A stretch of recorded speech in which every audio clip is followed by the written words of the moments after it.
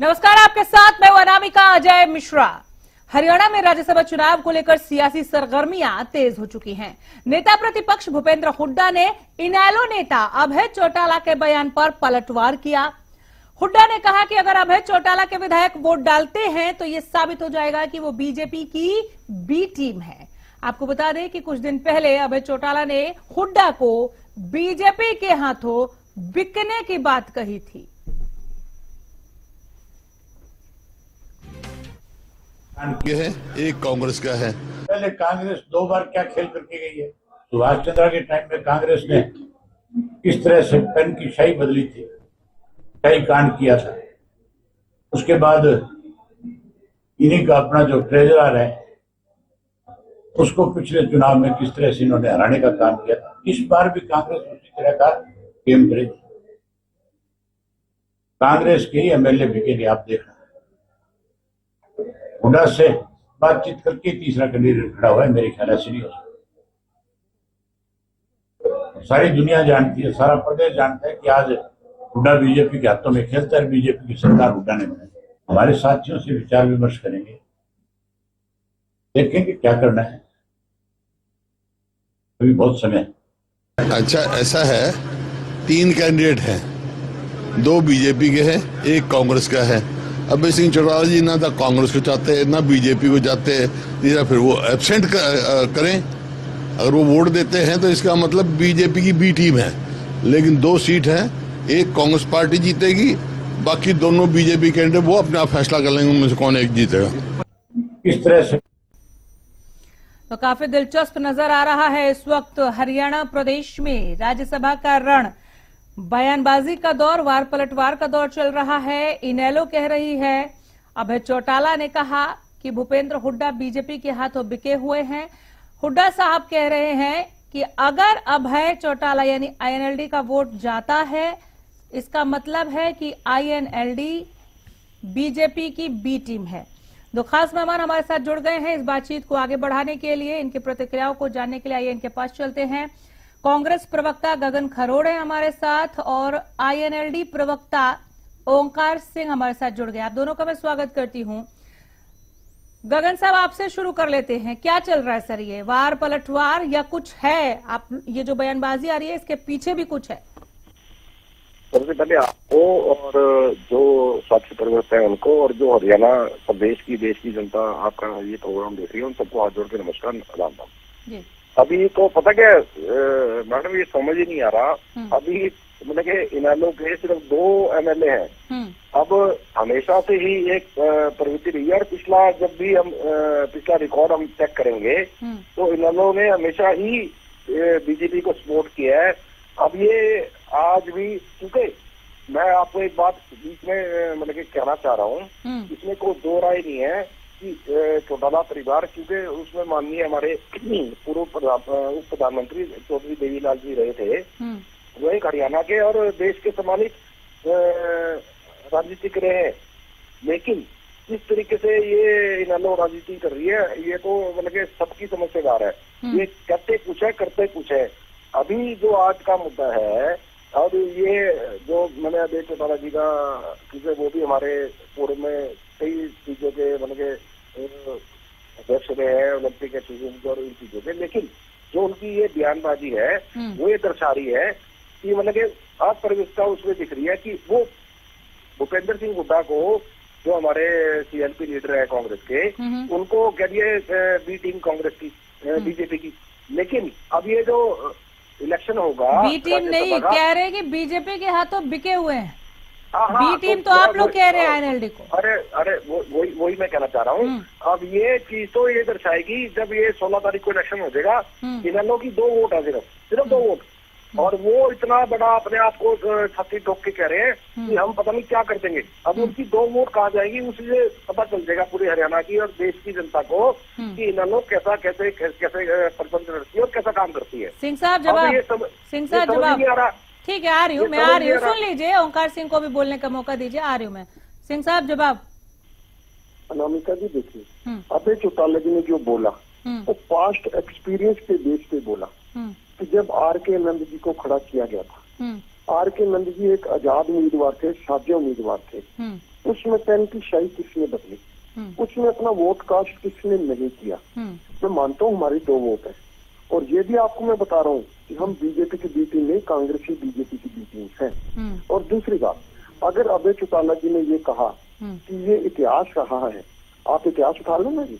पिछली बार जब इनके 31 एमएलए थे, माकन जी आए थे राज्यसभा की सीट लेके, वो क्यों हार गए? क्योंकि इन्हीं के जो मेंबर हैं उन्होंने तो क्रॉस वोट किया, हमने तो नहीं किया। और जब आर.के. नंद जी खड़े हुए तो सतीश चंद्रा जी कैसे जीत गए? शाही बदली की पेन की, वोट खराब हो गई, 14 वोट खराब हुई, खुदा साहब ने वोट कास्ट नहीं की, क्यों? ये इन्हीं की तो मिली भगत थी, हमारी तो नहीं थी। और अब भी डंके की चोट पर हम कहते हैं कि हम बीजेपी के साथ नहीं हैं। और जब कांग्रेस की बात आती है, तो जब इंडिया गठबंधन बना था तो हम ये भी कहते हैं कि जींद में जो पहली रैली हुई थी इंडिया गठबंधन की, जिसमें तेजस्वी यादव, नीतीश कुमार सारे आए थे, उसी समय इंडिया गठबंधन की नींव रखी गई थी। और उसमें ये फैसला लिया गया था कि अगर कांग्रेस भी इसमें शामिल होते तो हमें कोई इतराज नहीं। ये तो इतिहास है ना। तो ये कैसे कह सकते हैं हम बी टीम है? बी टीम तो ये खुद है, खुद बिके हुए हैं। हाँ, अगर ये नहीं बिके हुए, इनके 37 विधायक है, तो इनका जो कैंडिडेट है उनको 37 वोट डलनी चाहिए। अगर 36 भी डलती है तो इसका मतलब कहीं ना कहीं इनके बंदे दूसरी तरफ मिले हुए हैं। अब कल भी देखिए, गोकुल सेतिया जी जो इनके विधायक है, उन्होंने मुख्यमंत्री नैब सैनी जी को बुलाया, ऐसे तो कोई नहीं बुलाता। और फिर इस समय जिसमें राज्यसभा का चुनाव हो रहा है, प्रक्रिया में है, बाकी जो भी आपको स्पष्ट नजर आ रहा है 16 तारीख को स्पष्ट नजर आ जाएगा। अगर तो एक राज्यसभा का मेंबर कांग्रेस का जाता है, एक बीजेपी का जाता है, जबकि संभावना यही थी। लेकिन क्योंकि अब बीजेपी ने एक आजाद उम्मीदवार, आजाद क्या, वो भी बीजेपी का ही है, क्योंकि बीजेपी की जो 17 वोट फालतू है उसी को जाने मानी। अगर उन्होंने खड़ा किया तो कहीं ना कहीं उनकी बातचीत तो हुई होगी। अच्छा, हमारी तो 2 वोट है, हमारे से क्या बातचीत होनी है? बिल्कुल ठीक कह रहे हैं, हमारी 2 वोट है, लेकिन हम उछल नहीं रहे हैं। हम 2 वोट लेके अपने बैठे हैं ना, हमारी अभी 2 वोट की जरूरत है। लेकिन अगर कांग्रेसी इसमें कुछ खेल करते हैं तो स्पष्ट नजर आ जाए। अगर तो कांग्रेस वाले, अगर तो हुड्डा साहब इस मामले में किसी से कोई बातचीत नहीं हुई, तो उनके 37 विधायक है, 37 की 37 वोट डलनी चाहिए। अगर 36 भी डलती है, इसका मतलब कहीं ना कहीं दाल में काला है। गगन साहब, तो कोई गगन साहब, सुना आपने? हमारे 2 वोट है, लेकिन हम 2 वोट लेकर उछल नहीं रहे। कांग्रेस अपना देखे। अनिल जी, मैंने सारा कुछ सुन लिया। हाँ। देखो, एक ना राजनीति की एक परिभाषा होती है। हाँ। अब जिसको तार बीजेपी ने किया है, लेकिन मैं हर डिबेट में, हर जगह पे जहाँ पर बैठते हैं, ओंकार जी हमारे मतलब के सीनियर है, बुजुर्ग है हमारे, इनका सम्मान करना चाहिए। बीजेपी वाले प्रवक्ता तो जितने भी टीवी डिबेट जाते हैं, इनकी धज्जियां उड़ाते हैं, गलत शब्द इस्तेमाल करते हैं, जिसका हम विरोध करते हैं। लेकिन चौधरी देवीलाल, चाहे चौधरी देवीलाल है, चाहे वो अटल बिहारी वाजपेयी है, ये एक संस्कृति बताती है कि मान सम्मान की बात। अब लेकिन बात आ रही है दूसरी तरफ से। अब ये इन्होंने खुद एक्सेप्ट करा कि इनकी सिर्फ 2 वोटें हैं। 2 वोट को लेके आज अगर जो माननीय अभय चौटाला जी कांग्रेस के ऊपर कटाक्ष कर रहे हैं, तो ये बड़ी मतलब हादसे पर स्थिति है, मतलब लॉजिक नहीं मिलता। अगर जो मैं आपको एक बात और बताना चाह रहा हूँ कि एक जो निर्दलीय उम्मीदवार खड़ा हुआ है, सतीश नांदल जी जो खड़े हुए हैं, ठीक है गगन साहब, ये वार पलटवार की बात हो गई। मेरी बात पूरी होने दो। अगर जो इनकी 2 वोट सतीश नांदल जी को जाती है, तो ये किस चेहरे पे, किस मुंह पे खड़े होके ये अपना पता पेश करेंगे, क्या बताएंगे कि हमने? नहीं, वो तो अपना बताएंगे। आप बताइए, आपकी क्या रणनीति है, कांग्रेस की क्या स्ट्रेटेजी है? बढ़िया है। हमारे जो बढ़िया कैसे है, थोड़ा वो अंक गणित समझाएं। हाँ। हमारे जो कैंडिडेट है, टोटल हमारे 37 विधायक है, और हमारे को राज्यसभा में जाने के लिए 31 वोटों की जरूरत है। तो हम मतलब निश्चित तौर पे, क्योंकि हम एक रणनीति पे चल रहे हैं, हमने वहाँ पर दूसरी पार्टी में कोई वोट नहीं करनी, हमने कोई बातचीत नहीं करनी, ना हमने किसी एमएलए को खरीदना है। ठीक है, ओंकार सिंह, आपने कहा हमारे 2 वोट है, हम 2 वोट लेकर बैठे हुए हैं, कुछ तो रणनीति होगी ना सर इस चुनाव को लेकर आप लोगों की? मेरा तो सीधी सी बात है।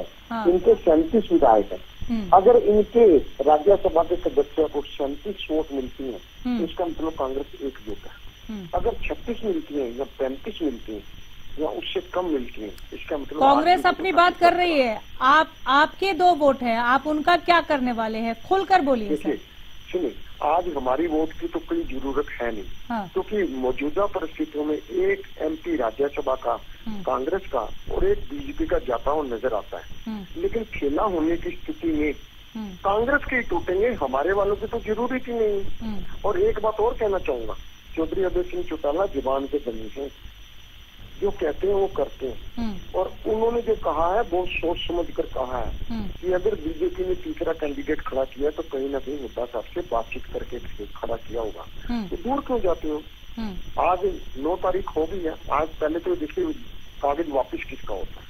अगर नहीं वापिस आप स्पष्ट कह रहे हैं कि इनेलो का वोट किसी को नहीं जाएगा। देखिए इनेलो का वोट, आज इनेलो के वोट की किसी को जरूरत ही नहीं है। क्यों जरूरत नहीं है सर? ये खाली कह देने से स्ट्रेटेजी छुपा रहे हैं, क्या कर रहे हैं सर?